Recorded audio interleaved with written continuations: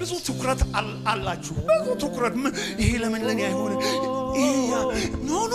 ስማ ዛሬው ለመልእክት መጥቶላል ያንን ትኩረትን ተው ትኩረትን የእግዚአብሔር ሐልወት ላይ አድርገው የእግዚአብሔር ህልውና ላይ ትኩረትን ጸሎትን ህይወትን በእግዚአብሔር ህልውና ላይ ስታደርገው ነገሮች ሁሉ እየፈለጉ ይመጣሉ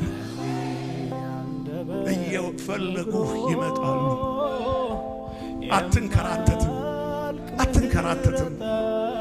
በዚያ በመገናኛው ድንኳን ላይ ቀን የእግዚአብሔር ሐልወት በደመና ይወርድ ነበር ሌሊት በእሳት የእግዚአብሔር ሐልወት ይወርድ ነበር ጠላቶቻቸው ይፈሯቸው ነበር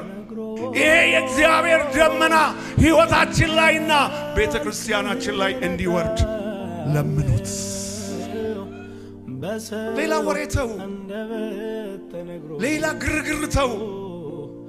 ምንም አይጠቅምም ባዶ ያደረጋችሁ ነው የሚሄደው ህልውናው ላይ ሐልወቱ ላይ እግዚአብሔር ሆይ አንተ ከኔ ጋር አለ ሆይ ያንን ብቻ ፈልጉት ሌላው እንዲሁ ይመጣላችሁ